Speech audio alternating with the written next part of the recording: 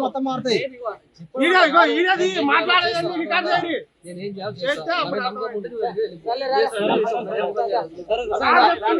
సూర్యాపేట జిల్లా వ్యాప్తంగా మాత్రం ఆర్ఎంపీల అవాక్ కొనసాగుతుందని చెప్పవచ్చు. మనం చూస్తున్నాము సూర్యాపేట జిల్లా మునగాల మండలం ఉన్నటువంటి ఒక ఆర్ఎంపీ డాక్టర్ చంద్రమౌళి అనే ఆర్ఎంపీ డాక్టరు వైద్యం చేయగా బరకత్ కూడా సంబంధించినటువంటి వెంకటేశ్వర్లు అనే 35 సంవత్సరాల వ్యక్తి మరణించడం మనం చూస్తున్నాము. పెద్ద మొత్తంలో కూడా మృతుల బంధువులు ఆర్ఎంపీ డాక్టర్ ఇంటి ముందుకు వచ్చి పెద్ద ఎత్తున కూడా నినాదాలు చేయడం జరిగింది. మా కుటుంబానికి న్యాయం కావాలని చెప్పడం జరిగింది.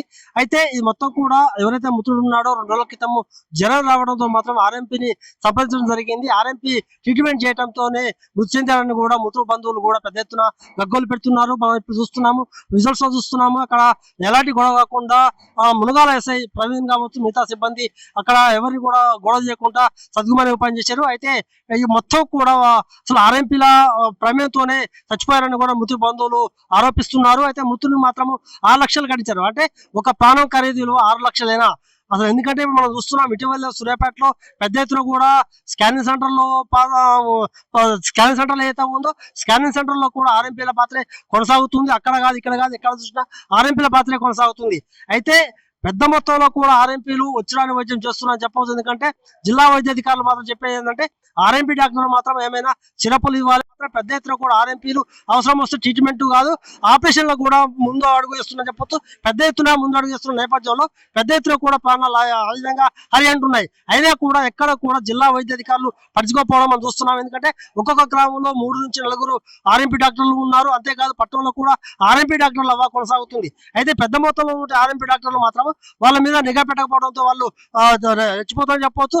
అంతేకాదు మనం చూస్తున్నాము ఒక ప్రాణానికి 6 లక్షలు కట్టించంటే వాళ్ళ కుటుంబం ఎంత ఇబ్బంది పడుతుందో మనం గుర్తుంచుకోవాల్సిన అవసరం. ఎందుకంటే ఒక కుటుంబంలో ఒక వ్యక్తి చనిపోయాడంటే వాళ్ళ భార్య ఏంది, వాళ్ళ పిల్లలు ఏంది, వాళ్ళ కుటుంబం ఏంది రోడ్డు పడే దుస్థితి ఏర్పడింది. అయినా కూడా ఇక్కడ ఎవరికి కూడా జిల్లా వైద్య అధికారులు పట్టించుకోవట్లేదు. రైలు కోరేది ఒకటే, ఎవరైతే ఉచ్చారణ వైద్యం చేస్తున్నారో వైద్యం వికటించి మృతి చెందుతున్నారో వాళ్ళ కుటుంబాలకు ప్రభుత్వం న్యాయం చేస్తూ ఆర్ఎంపీ డాక్టర్ల మీద ఖచ్చితంగా క్రిమినల్ కేసులు నమోదు చేయాలని కూడా చెప్తున్నారు. ఎందుకంటే ఖచ్చితంగా క్రిమినల్ కేసులు నమోదు చేస్తే ఇంకోసారి మాత్రం ఏ ఒక్క ఆర్ఎంపీ డాక్టర్ కూడా వైద్యం చేసేది ముందుకు రారు. ఆర్ఎంపీ డాక్టర్ చేసేటువంటి పని ఏదైతే ఉందో వాళ్ళు అంతవరకే కట్టడి చేయాలి తప్ప అలా కాకుండా మొత్తం మేమే చేస్తాము, స్కానింగ్ చేయడం వాళ్ళం అంతే, ఆపరేషన్ చేయడం వాళ్ళం అంతే, ప్రాణాలు చేయడం వాళ్ళం అంతే, అవసరం వస్తే గుండె ఆపరేషన్ కూడా చేస్తామని కూడా బహిర్గతం చెప్తున్నారు. అయినా కూడా జిల్లా వైద్య అధికారులు పట్టుకుంటారని చెప్పవచ్చు.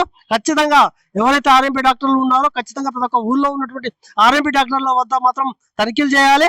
ఆర్ఎంపీ డాక్టర్లు మాత్రం పెద్ద మొత్తంలో వైద్యం చేస్తే మాత్రం వాళ్ళని అసలు ఆర్ఎంపీ డాక్టర్ అర్హుడు కాని ప్రకటించాలి, క్రిమినల్ కేసులు నమోదు చేయాలని కూడా ప్రజలు కోరుకుంటున్నారు. మునగాలో ఉన్నటువంటి ఆర్ఎంపీ డాక్టర్ చంద్రమౌళి ఏదైతే ఉన్నారో ఆయన ఎంబీబీఎస్ డాక్టర్ లాగా ట్రీట్ చేస్తారని కూడా మనకు తెలుస్తుంది. ఎందుకంటే పెద్ద ఎత్తున కూడా ఆయన దగ్గరికి ఓపీ కోసం అంటే రోజు సుమారు 20 నుంచి 30 మంది ఎవరైతే ఆరోగ్యం బాగాలేదని వస్తున్నారో వాళ్ళంతా కూడా రోజువారీ పడిగాపులు కాచి అక్కడ వైద్యం చేసుకుంటున్నారు.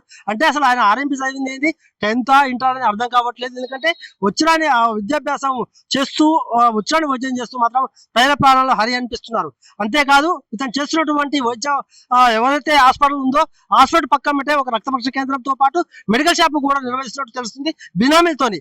ఈ ఒక చంద్రమౌళే కాదు రాష్ట్ర వ్యాప్తంగా కాదు ఎక్కడ చూసినా కూడా ఆర్ఎంపీల ఆహ్వానం మాత్రం కొనసాగుతూ చెప్పొచ్చు. ఎందుకంటే ఏ ఒక్క ఆర్ఎంపీ దగ్గర చూసినా కూడా ఖచ్చితంగా వాళ్ళ బ్యాగ్ నుండా టాబ్లెట్స్ కావచ్చు లేకపోతే ఇంజక్షన్లు కావచ్చు, అసలు ఏ ఇంజక్షన్లు వాడుతున్నారు ఏ వైద్యానికి ఏం చేస్తున్నారు అనేది తెలియదు. పెద్ద ఎత్తున కూడా వాళ్ళంతా కూడా స్టైరాయిడ్ వాడుతున్నట్టు కూడా తెలుస్తుంది. మనం చూస్తున్నాం మన గతంలో కూడా అరవపల్లి సూర్యాపేట జిల్లా అరవపల్లిలో కూడా స్టైరాయిడ్ ఒక ఆర్ఎంపీ డాక్టర్ ఎక్కియడం వల్ల కొన్ని కుటుంబాలు కూడా బలి అయినట్టు మనం కూడా వార్త ప్రకటించడం జరిగింది.